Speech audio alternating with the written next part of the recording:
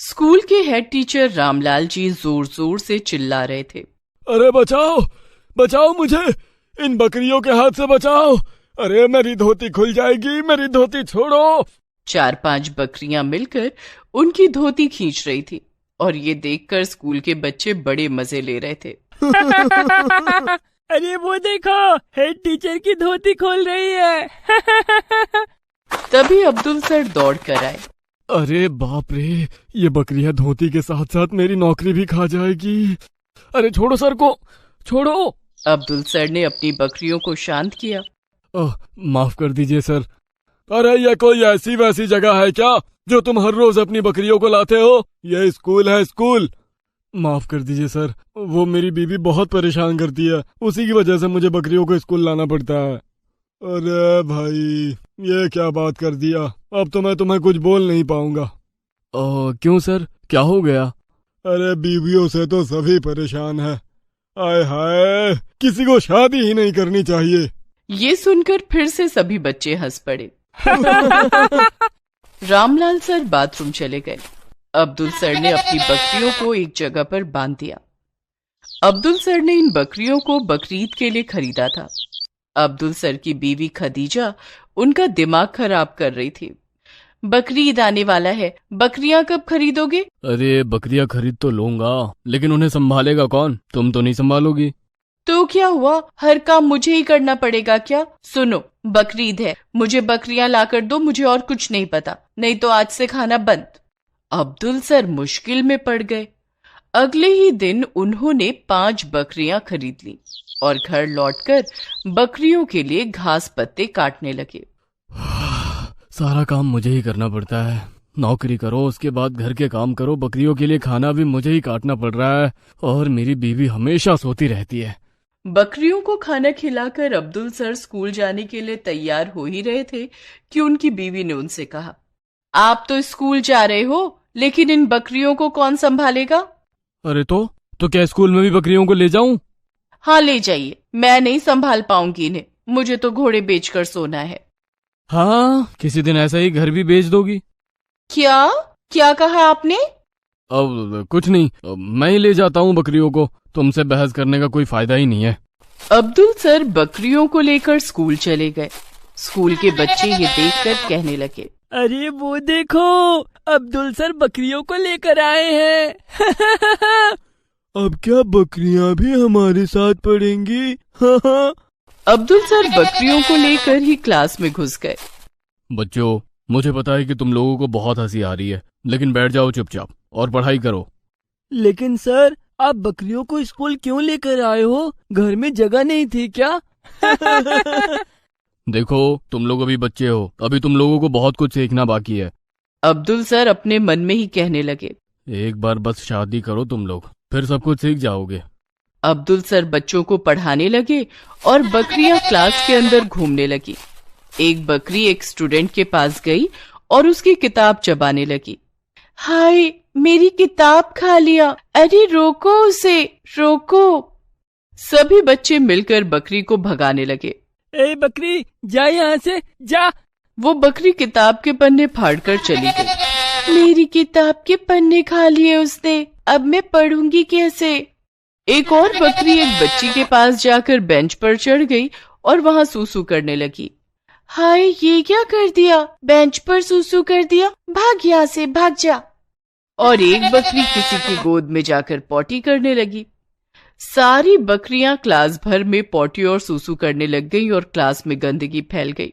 अरे सर, कुछ करो, कुछ करो, बकरियां तो बात ही नहीं सुन रही हैं। अब्दुल सर अपना सिर खुजाने लगे। अरे क्या करूं, बकरियां तो ऐसे ही हरकतें करती रहेंगी ही, अब बकरियों का क्या करूं? अब्दुल सर ने 5 बकरियों को क्लासरूम के बाहर छोड़ दिया। बकरियां स्कूल में चारों ओर घूमने लगी और घूमते घूमते वो हेड टीचर रामलाल सर के केबिन में घुस गई। अरे, ये बकरियां कहाँ से आई? भगाओ इसे, भगाओ। रामलाल सर गुस्सा हो गए। चिल्लाने की आवाज सुनकर अब्दुल सर वहां गए और माफी मांगने लगे। माफ कर दीजिए सर, ये मेरी बकरियां हैं। अरे बकरियों को लेकर कोई स्कूल आता है क्या? माफ कर दीजिए सर, गलती हो गई। अरे आपके गलती के चक्कर में अभी मेरा हार्ट फेल हो जाता। ले जाइए बकरियों को। अब्दुल सर बकरियों को लेकर चले गए और ऐसे हर रोज वो स्कूल में बकरियों को लाने लगे और बकरियां हर रोज स्कूल में बवाल मचाने लगी। अब्दुल सर का सारा सम्मान मिट्टी में मिल गया और उस दिन रामलाल सर बाथरूम जा रहे थे और बकरियों ने उनकी धोती खींचनी शुरू कर दी। बहुत चिल्लाने के बाद अब्दुल सर वहां आए और उन्हें बचा लिया। अब्दुल सर की बीवी के बारे में सुनकर रामलाल सर दुखी हो गए। छुट्टी के बाद उन्होंने अब्दुल सर को बुलाया। आपकी बीवी बकरियों का ध्यान नहीं रखती है, इसीलिए आप ले आते हो ना? हाँ जी सर, वो बकरियों की तो क्या, मेरा भी ध्यान नहीं रखती है, हमेशा सोती रहती है और सारा काम मुझे करना पड़ता है। बहुत नाइंसाफी है। सुनिए, मेरे पास एक प्लान है। रामलाल सर ने अब्दुल सर को कुछ कहा। अब्दुल सर खुश हो गए। शाम को अब्दुल सर घर चले गए। उनकी बीवी सो रही थी। तभी रामलाल सर पुलिस की ड्रेस पहनकर आ गए। अरे अब्दुल, कहाँ है? बाहर निकल, बाहर आ। आवाज सुनकर खदीजा जग गई और अब्दुल के साथ साथ वो भी बाहर आ गई और पुलिस को देखकर वो बहुत डर गई। क्या बात है सर, क्या हुआ है? अरे आज बकरियां मेरे घर में घुस गई थी और मेरा खाना खा लिया है। मैं चोरी का इल्जाम लगाने आया हूँ। चोरी का इल्जाम? नहीं सर, मैं तो क्लास में बच्चों को पढ़ा रहा था, इसलिए बकरियों का ध्यान नहीं रख पाया। अच्छा, लेकिन तेरी बीवी क्या कर रही थी?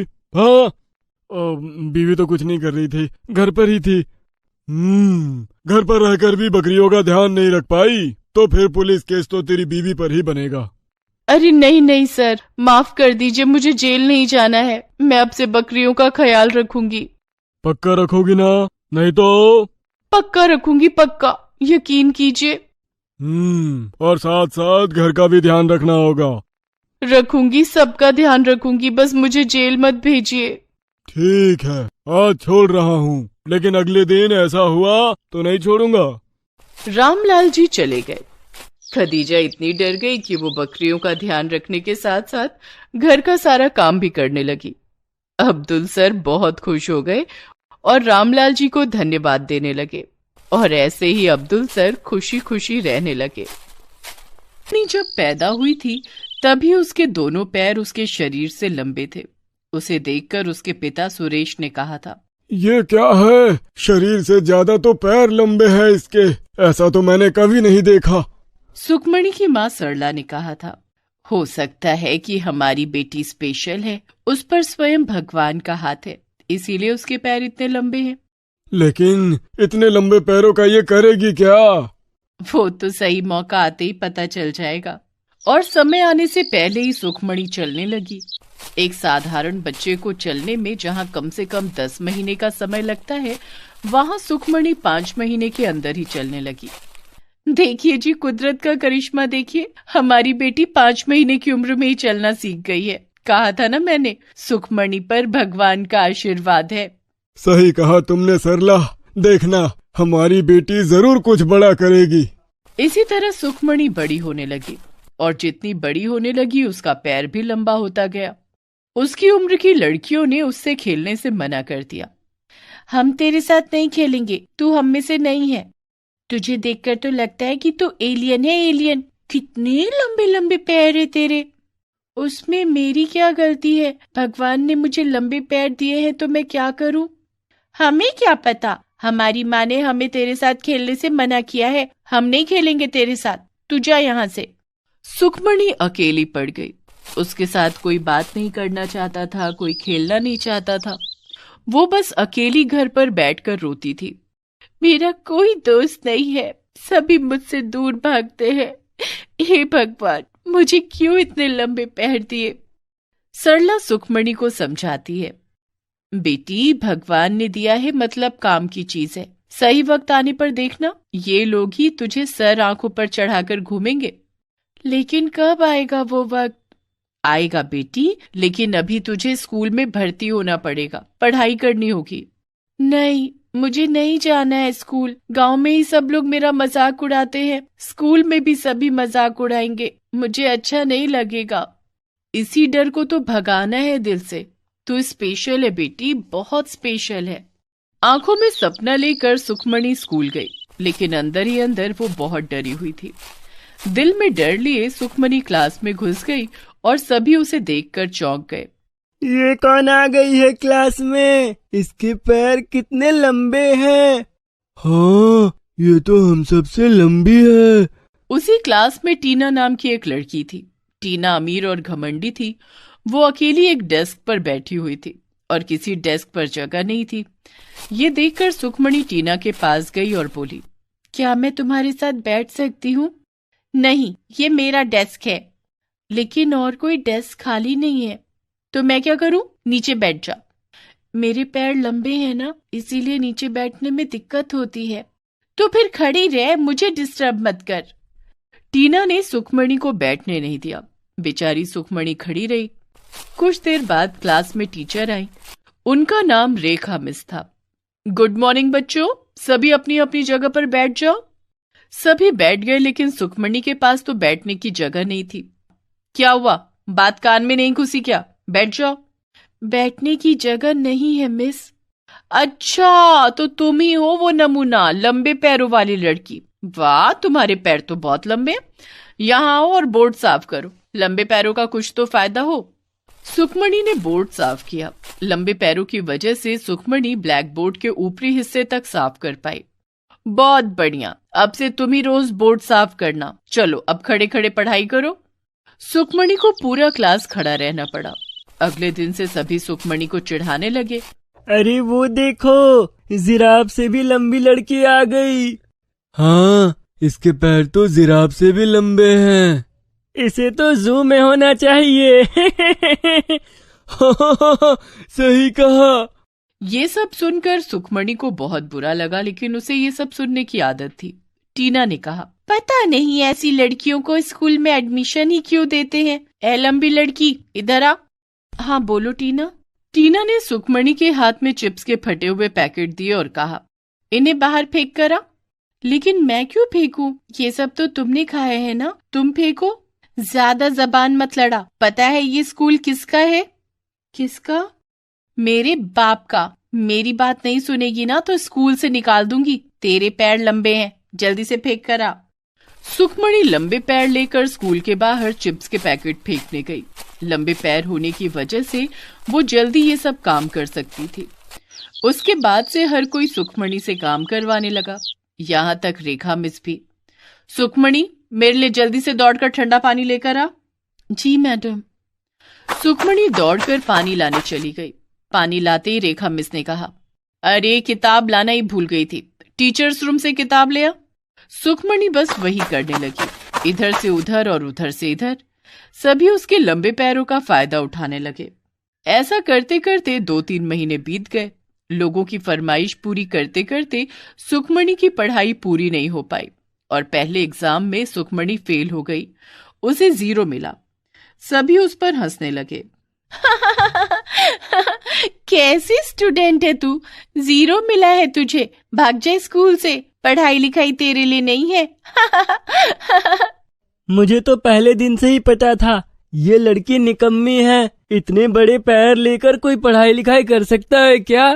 क्लास में रेखा मिस आई और उन्होंने भी सुना दिया, सुखमणि मुझे तुमसे ये उम्मीद नहीं थी, पढ़ाई लिखाई में ध्यान ही नहीं है तुम्हारा। मिस, लेकिन मुझे पढ़ने का मौका ही नहीं मिला, स्कूल में सभी मुझसे काम करवाते हैं। अच्छा, तो अब ये भी हमारी गलती है क्या? तुम कहना क्या चाहती हो? नहीं नहीं, मेरा मतलब ये नहीं था। तुम कल ही तुम्हारे माता पिता को यहाँ ले आओ, नहीं तो मैं तुम्हें क्लास में घुसने नहीं दूंगी। मन ही मन टीना बहुत खुश हुई। वो नहीं चाहती थी कि सुखमणि इस स्कूल में पढ़े।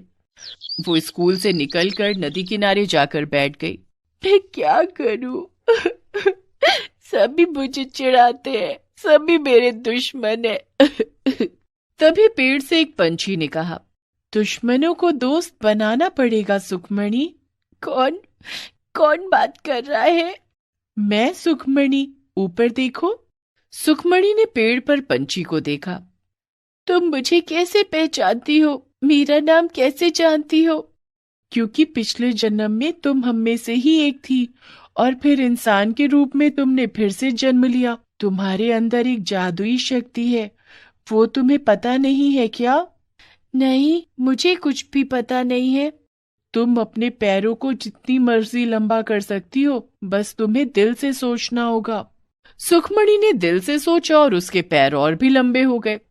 अरे वाह! सुखमणि ने फिर से पैरों को छोटा करने का सोचा और पैर छोटे हो गए। इसके सहारे तुम इंसानों की मदद कर सकती हो और दुश्मनों को दोस्त बना सकती हो। सुखमणि बहुत खुश हुई और घर चली गई।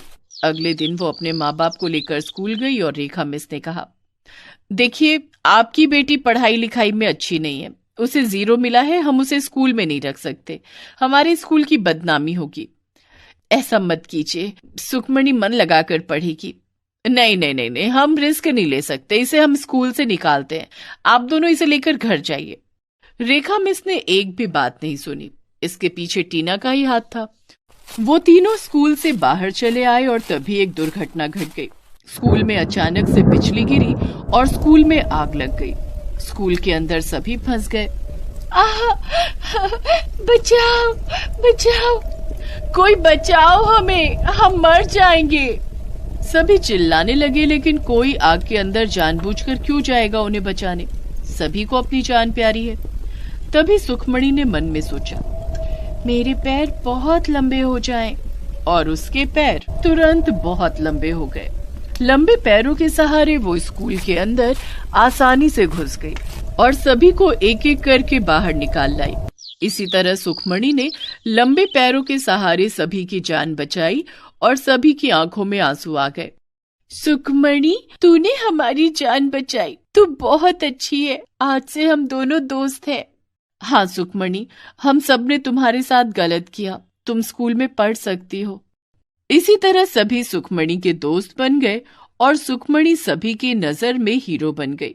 उसके बाद से वो खुशी खुशी जीने लगी।